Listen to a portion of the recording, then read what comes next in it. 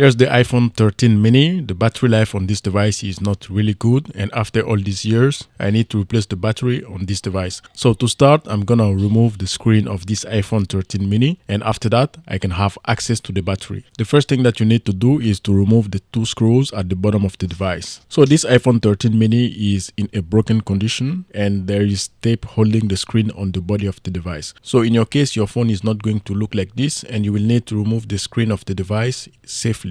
Our partner for this video is Mint Mobile. I'm gonna tell you more about them later and why you should try Mint Mobile. So on all iPhones, it is exactly the same thing. This is the iPhone 15 Pro. I'm gonna remove the screen of this device safely without breaking it. And you should do the same for your iPhone 13 mini in order to have access to the battery. I use a heat gun in order to hit the front of the device, the screen, but you can do it also with a common hairdryer. It is going to work. It might take a little bit more time. In my case, I hit the front of the device for at least 20 seconds using the highest setting on my heat gun, and after that I use a suction cup to pull the screen slightly at the bottom and inserted a guitar pick between the screen and the body of the device. After that I reheated the screen again and used my guitar pick to remove the other part of the screen that were attached to the body of the iPhone. On the left side of the device near the volume buttons is where you need to be careful while you insert the guitar pick because you have cables on that area. Apart from that, it should be straightforward to remove the screen of your iPhone 13 mini. After opening the device, you need to remove the retaining plate that are covering the battery cable and also the proximity sensor at the top of the device.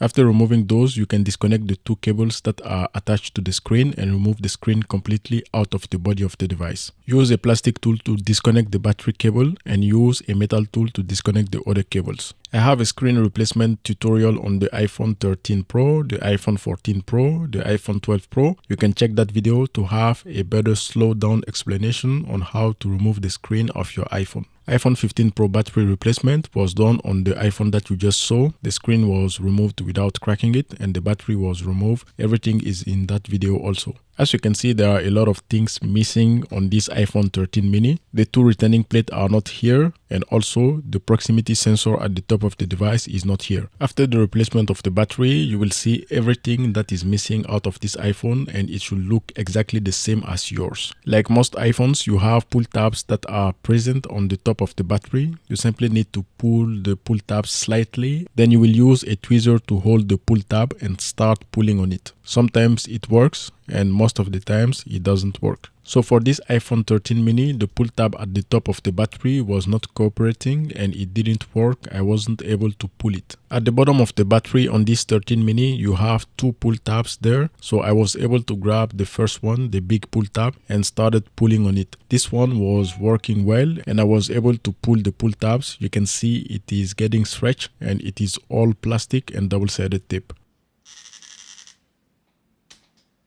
So that's all for this big pull tab at the bottom of the device. There's another smaller pull tab next to it. I started pulling on that one. You can see this is very small and after that I can start pulling the battery and remove it. In the event pull tabs didn't work for all three of them, you can simply add a few drops of alcohol around the battery at the top and at the right side of the battery while looking inside the device. The amount of alcohol does not need to be much. After 2 minutes, you can start using a plastic tool in order to pry the battery out of the device. Here I didn't use any alcohol since I was able to pull some of the pull tabs that were on the back of the battery, and I used my plastic tool to pull the battery slightly and I was able to remove it. If you go on trymintmobile.com/earthbit, you're going to find this page. On this page, you can find all the deals that Mint Mobile has currently. On my Galaxy Z Fold 5, the download speed on Mint Mobile is near 300 megabytes per second, and the upload speed is really good also. And also what I'm paying for Mint Mobile monthly is lower than what is paid for this second device, the iPhone 15. You can see the download speed. I have LTE at the top of the device. It is pretty bad, and also it just switched to 5G and it is still bad.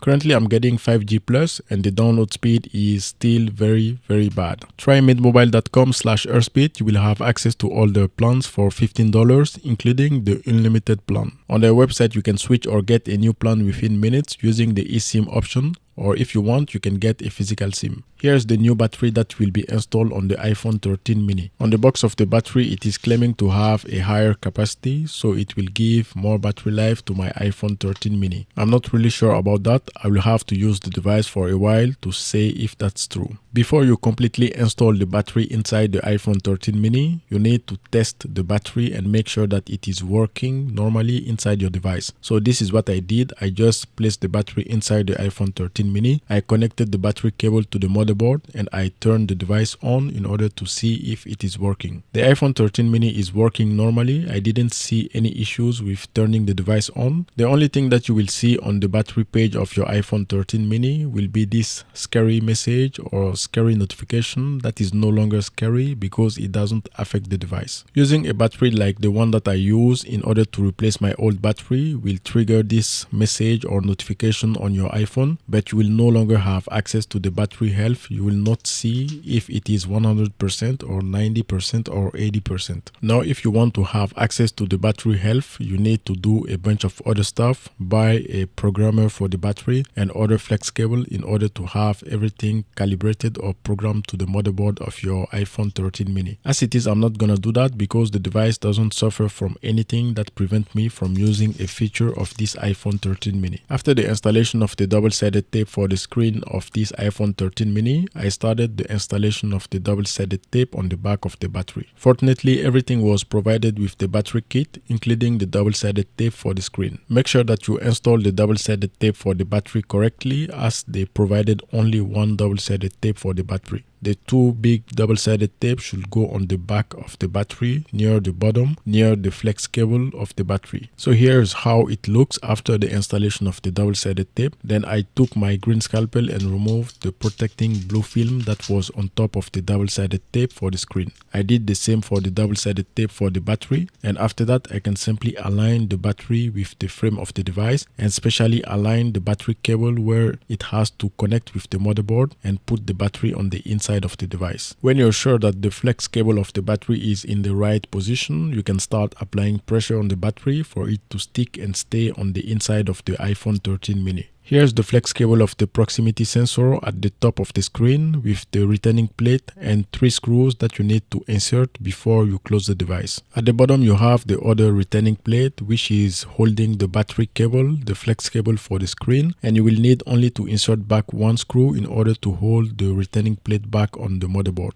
Now that that has been done, you can check the Face ID to make sure that it is working normally, and I just added a small layer of B7000 on top of the double-sided tape that was provided, and right after that I started closing the screen on the body, the frame of the iPhone 13 mini. Adding a small layer of B7000 on top of the double-sided tape provided is not mandatory. You can simply use the double-sided tape that they provided, but I just find it not to be the same as what Apple used and not to be as strong as what Apple used. You can see Face ID is working properly. There is no issue. The new screen also has been installed, and the battery life on this iPhone 13 mini is back to 100%. You can add retaining clamps in order to have pressure on the body of the iPhone 13 mini for a few minutes, but it is not mandatory. Subscribe, like and share, and I will see you on my next video.